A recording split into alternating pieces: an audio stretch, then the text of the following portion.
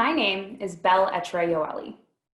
My grandmother, Ketty Yoeli, was a Holocaust survivor. Until she passed away when I was 16, I saw or spoke to her almost every day. She never discussed her wartime experiences.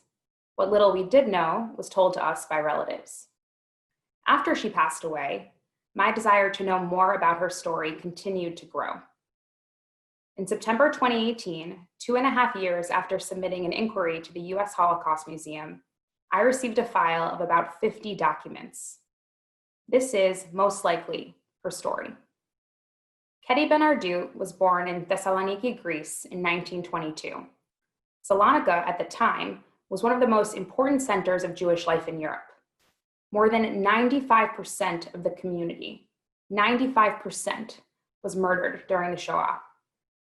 Because Ketty's parents were Italian nationals, they were able to flee to Athens, which was under Italian occupation at the time.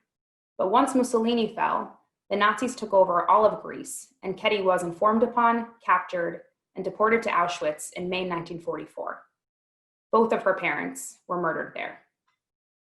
Toward the end of the war, with the advance of Soviet troops toward Poland, she was sent from Auschwitz on a death march to the Polish-German border. From there, she was transported in open cattle cars to Bergen-Belsen.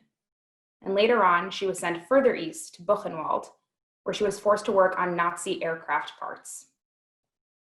In April 1945, the camp's surviving 429 women were deported to Theresienstadt. Ketty was liberated from Theresienstadt on May 8, 1945. At the war's end, she spent time in 2 displaced persons camps in Germany. There, she somehow found her brother, who had escaped capture, and returned to Salonika together, but found nothing left from their past lives. To survive, she found a job playing piano in an officers' club in Athens. There she met my grandfather, Meir, who made Aliyah from Lithuania when he was 22 years old and enlisted in the British Army as a doctor, a malaria specialist, serving in North Africa, Italy, and Greece. His entire family, aside from his sister, was also killed by the Nazis following the invasion of Kovno in 1941. My grandparents got married and moved to Palestine.